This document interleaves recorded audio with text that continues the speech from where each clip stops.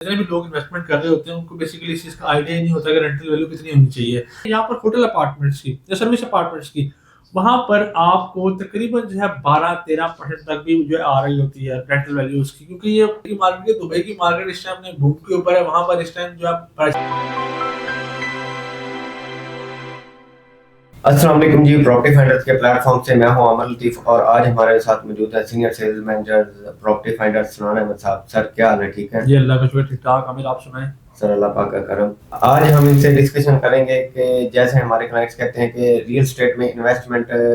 करें तो अच्छा रेंटल इनकम आना चाहिए, तो सर हमें आप ये बताएं कि अच्छा रेंटल इनकम क्या? बड़ा आपने जो है वो डिफरेंट सा सवाल किया है, क्योंकि जो जितने भी लोग इन्वेस्टमेंट कर रहे होते हैं उनको बेसिकली इस चीज़ का आइडिया ही नहीं होता कि रेंटल वैल्यू कितनी होनी चाहिए। जितना भी आप उनसे कहेंगे वो आगे से आपसे अक्सर सुनने को मिलता है, बस मतलब इतना ही है, इससे ज़्यादा नहीं हो सकता। अब अगर हम रेंटल वैल्यू की बात करते हैं तो रेंटल वैल्यू वो होती है कि जो उसकी चीज़ की वर्थ के हिसाब से डिसाइड हो रही होती है, और ये आपके area to area wise vary कर रही होती है। और इसमें ना आपकी जिस तरह घर आते हैं, शॉप्स आती हैं या अपार्टमेंट आते हैं, तो इसके अंदर चीज़ें वेरी कर रही होती हैं। इसमें ना चीज़ें कांस्टेंट नहीं होती। और इसके अंदर भी अगर अगर मैं मजीद भी इसकी डेप्थ में जाऊँ तो इन सब का भी आपकी जो एरिया वाइज लोकेशन वाइज चीज़ें बहुत वेरी कर रही होती हैं कि जहाँ जितनी उसकी चीज़ की वर्थ है उतना जो है उसको कितना रेंट आ रहा है। अच्छा, अगर हम बात करें तो सबसे पहले घरों की। अगर घर की बात की जाए तो एक पाकिस्तान के अंदर एवरेज घर जो है किसी भी गली मोहल्ले का जो घर होता है उसमें तकरीबन आपको एनुअली जो है उसकी टोटल वर्थ का 2.5% जो है वो रेंटल आ रहा होता है। यानी कि आप अगर 1 करोड़ का घर है आपका तो उसमें आपको तकरीबन 2.5 लाख के करीब सालाना रिसीव हुआ है, वो आपको 12 महीने की किस्त जो है वो इक्वल डिवाइड हुआ होता है। इस तरह की चीज आपको रेंटल आ रहा होता है।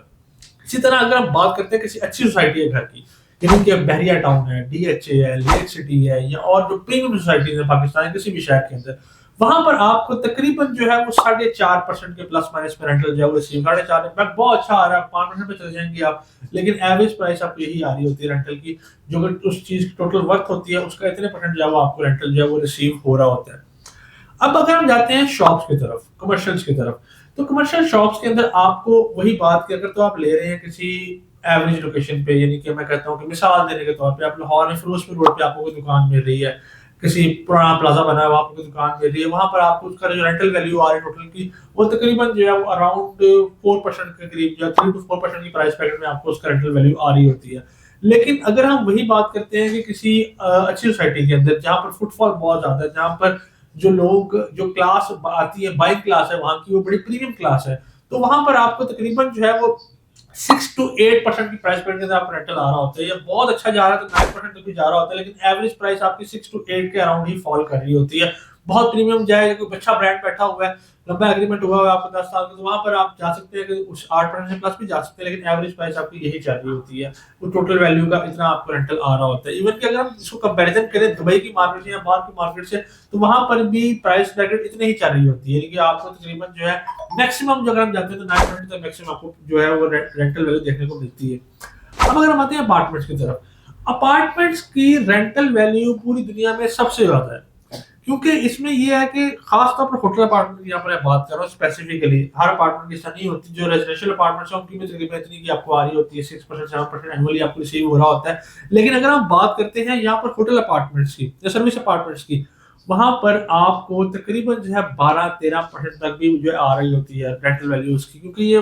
पर डे के हिसाब से रेंट आउट हो रहे होते हैं। और इवन की ये प्राइस पॉइंट इससे ऊपर भी जाती है, 15-16% तक भी जाती है। जिस तरह की अगर मैं बात करता हूँ मिसाल के तौर पर नथिया गली के अंदर अपार्टमेंट, नथिया गली पाकिस्तान की वो जगह है जहां पर जमीन सबसे ज्यादा महंगी है, और दूसरी चीज ये है कि वहां पर सारा साल जो है टूरिज्म होती है। अब मैं अगर बात करता हूँ कि क्या कहते हैं कलाम साइड की, या बात करता हूँ गिलगित साइड की जहाँ पर बर्फबारी बहुत ज्यादा हुई होती है, वहां पर जो टूरिस्ट है वो सारा साल नहीं जा सकता। लेकिन अगर मैं नथिया गली की बात करूँ उसकी एक्सेस भी आसान है, आप वहाँ फैमिली के साथ भी जा सकते हैं, आप जाकर स्टे भी कर सकते हैं, बर्फबारी हो रही तब भी वहाँ जा सकते हैं, ओवरऑल पाकिस्तान में गर्मी चल रही तब भी वहाँ जा सकते हैं, तो सारा साल वहाँ टूरिज्म होती है। तो वहाँ पर तकरीबन आपको 12-13% तक से लेकर 25% तक भी जो है वो आपकी रेंटल वैल्यू जारी होती है। क्यों? क्योंकि उसके पीक सीजन के अंदर उसकी वर्थ बहुत ज्यादा हुई होती है, और आपको एक कमरा जो है अच्छा तकरीबन आपको 40-50 हजार तक भी मिल रहा होता है। तो इस तरह जो है वो रेंटल वैल्यू डिसाइड हो रही होती है कि जहाँ पर फुटफॉल ज्यादा है, जहाँ पर लोगों का रुझान ज्यादा है, जहाँ पर लोग ज्यादा जा रहे हैं स्टे के लिए, वहां पर आपकी वर्थ जो उतनी ज्यादा होती है। जहाँ पर फुटफॉल कम है, जहाँ पर लोगों का रुझान उतना नहीं है, जहाँ पर जो आपकी बाइंग क्लास है उसकी बाइंग पावर कम है, वहां पर आपको जो रेंटल वैल्यू भी कम देखने को मिल रही होती है। अच्छा, तो सर हमारे क्लाइंट्स को ये भी बताएं कि हमारे जो क्लाइंट्स हैं वो रियल एस्टेट में इन्वेस्टमेंट यही समझते हैं कि कहीं पे प्लॉट ले लिया, कहीं पे ज़मीन का टुकड़ा ले लिया तो उसे छोड़ दिया लॉन्ग टर्म के लिए, तो ये हमारी रियल एस्टेट में इन्वेस्टमेंट होगी। आप हमारे क्लाइंट्स को प्रोडक्टिव और नॉन प्रोडक्टिव जो रियल एस्टेट है उसका फ़र्क बताएं। अच्छा, ये आपका बड़ा अच्छा सवाल है। इसमें ये है कि जो आपकी प्रोडक्टिव रियल एस्टेट है, आपका एक ऐसा एसेट जो कि आपको इनकम जनरेट करके दे रहा है, वो आपके लिए प्रोडक्टिव है। और ऐसा एसेट जिसमें आपको कोई इनकम नहीं आ रही, वो आपका नॉन प्रोडक्टिव हो जाता है। जिस तरह दुनिया तरक्की कर रही है, लोगों का रुझान जो है इस टाइम अपार्टमेंट या शॉप की तरफ बहुत ज़्यादा बढ़ रहा है। अब लोग जो है वो टिपिकल प्लॉट्स वाली जो एक मेंटालिटी है उससे निकल रहे हैं, क्योंकि एक प्लॉट जो है वो पड़ा हुआ है, आपको कोई इनकम नहीं जनरेट करके दे रहा। और जिस तरह के पिछले कुछ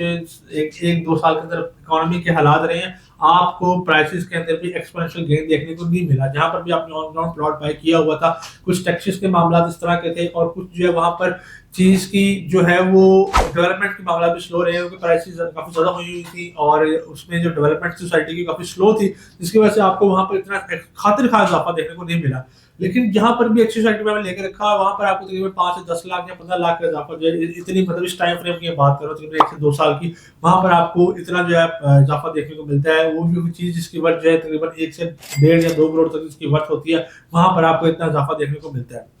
अब दूसरा पे अगर हम बात करते हैं प्रोडक्टिव रियल एस्टेट की, तो प्रोडक्टिव रियल एस्टेट जो मैंने बात करा था रेंटल वैल्यूज की, वो इससे लिंक्ड है कि ऐसा अपार्टमेंट आपने लिया हुआ है, ऑन अपार्टमेंट लिए, आपने उसको जो है फर्निश करके रेंट आउट कर दिया, और आपको जो है पर डे के हिसाब से या पर मंथ के जिस तरह भी आप उसको रेंट आउट कर रहे हैं अपनी फिजिबिलिटी के अकॉर्डिंग, तो उसमें आपको जो उसकी रेंटल आ रही होती है, और आपके लिए वो एक पैसिव इनकम जनरेट कर रहा होता है। इस तरह की भी बात करूँ, रिसेंटली हमारे पास अच्छे ऑप्शन आए थे जिसमें हमारे पास जो है 12 से लेकर 15% तक रेंटल जो है ऑफर किया जा रहा है, और उसमें भी वो कंपनी ऑफर कर रही है, और मॉल जो है तैयार है। अब आपके लिए हैसल फ्री है, यानी कि आपको ये नहीं है कि आपने टेनेंट ढूंढना है, आपने रेंट आउट करना है, आपने जो है वो उसको फिर आबाद करना है, और उसको जो है अपने बार बाहर महीने फोन करना है, रेंट नहीं आया, क्या मामला है। सारी की सारी रिस्पॉन्सिबिलिटी कंपनी की होगी, कंपनी जो है उसमें आपको रेंट पे कर रही है, और इस तरह सारे मामला चल रहे हैं। तो ये आपको जब भी इन्वेस्टमेंट करें तो लोगों को माइंड क्लियर नहीं होता है करना क्यों है, कैसे करना है, और क्या ऑप्शन मैक्सिमम हो सकते हैं। क्योंकि एक टिपिकल मेंटालिटी चलती आ रही होती है, वो छोटा माइंडसेट है, अंदाजा ही नहीं है कि आप बाहर निकल के देखें तो आपको कितने ज्यादा ऑप्शन आ चुके हैं, और कितनी ज्यादा आप इनकम उस चीज से जनरेट कर सकते हैं।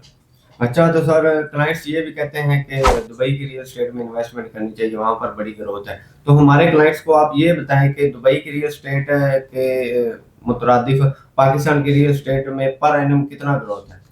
देखिए, पर एनम ग्रोथ जो है वही वैल्यू जो मैं पहले ही बता रहा था आपको। आपको तकरीबन जो है अगर आप प्लॉट लेके छोड़ देते हैं तो आपको तकरीबन 10 से 12% तक ये उसकी जो है एक एवरेज हालात के अंदर आपको उसकी प्राइस में गेन देखने को मिलता है। जिस तरह अभी मैं बात कर रहा था कि जहाँ पर इस टाइम प्लॉट आपको 170-80 का मिल रहा है जिस ब्लॉक्स के अंदर, वहाँ पर अगर आप एक साथ भी चल गए तो वहाँ पर तकरीबन जो है वो 1.5 से 1.55 की प्राइस में आपको प्लॉट मिल जाता था। तो ये चीज है कि जब हम कंपैरिजन करते हैं एक मार्केट दूसरी मार्केट से, तो ये कंपैरिजन इतना सिंपल नहीं होता। आप अगर वैल्यूएशन में जाते हैं तो परसेंटेज में जाते हैं, तो परसेंटेज के अंदर जो है वो आपकी वर्थ तकरीबन जो है प्लस माइनस इतनी की हो रही होती है, जहां पर एक अच्छी सोसाइटी में चीज जो है वो डेवलप हो रही होती है। लेकिन जब आप जाते हैं वैल्यूएशन के अंदर, तो वैल्यूएशन ऑब्वियसली देखेंगे जहां पर आपने एक जगह पर जो है वो 5 करोड़ 10 करोड़ लगाया है, वहां पर आपको मुनाफा भी ज्यादा देखने को मिल रहा है, लेकिन जहां पर आप लगाए थोड़ी अमाउंट रहे हैं। जिस तरह की मैं मिसाल देता हूँ आपको, अगर आप एक ऐसी जगह पर कमर्शियल बाय कर रहे हैं जहां पर कमर्शियल की वैल्यू जो है वो इस टाइम पे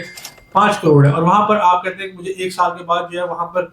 जो है वो 5 करोड़ 50 लाख का जो है वो मुझे इजाफा देखने को मिला। लेकिन अगर आपने ऐसी जगह प्लॉट बाय किया हुआ था जहां पर आपकी जो प्लॉट की प्राइस थी वो 20 लाख रुपए थी, और जहां पर आपकी वैल्यू जो है वो 1 साल के बाद जो है 25 लाख रुपए हो रही है, तो वो आपकी वैल्यू का तकरीबन 25% गेन। लेकिन अगर दूसरे डे बात करें, दूसरे डे आपको तकरीबन जब 10% गेन देखने को मिला, तो बेसिकली बात ये है कि आप जब परसेंटेज में जाते हैं, जब परसेंटेज में आपको ये देखना चाहिए कि में कितना इजाफा हो रहा है। अगर आपने वही उस जगह पर जो है वो 20 लाख के अकॉर्डिंग जो आपने ज्यादा प्लॉट लेकर खरीदे होते, तो इजाफा आपको कितना देखने को मिलता। तो ये चीजें जब हम बात करते हैं दुबई की मार्केट की, दुबई की मार्केट इस टाइम अपने बूम के ऊपर है, वहां पर इस टाइम जो है प्राइसेस पीक के ऊपर। लेकिन पाकिस्तान की मार्केट जो है इस टाइम अपने जो है वो एक सेशन से निकल रही है, यानी कि जो रिसेशन फेज था वहां से निकल रही है, जिसमें भी अभी जो आपको मुस्तकिल के अंदर जो प्रॉफिट देखने को मिलेंगे। जहां प्राइस कंपैरिजन में जाते हैं तो आपको उसका बैकग्राउंड देखना चाहिए, आपको प्रोडक्ट देखना चाहिए, आपको ये देखना चाहिए कि यहाँ पर कितनी प्राइसेस थी और कितना इजाफा हुआ है, और मुस्तकिल में प्राइसेस कहाँ तक जा सकती है। तो व्यूअर्स, मजीद मालूमात या बैरियर टोन में सेल परचेज के लिए ऑन स्क्रीन नंबर पर रब्ता करें।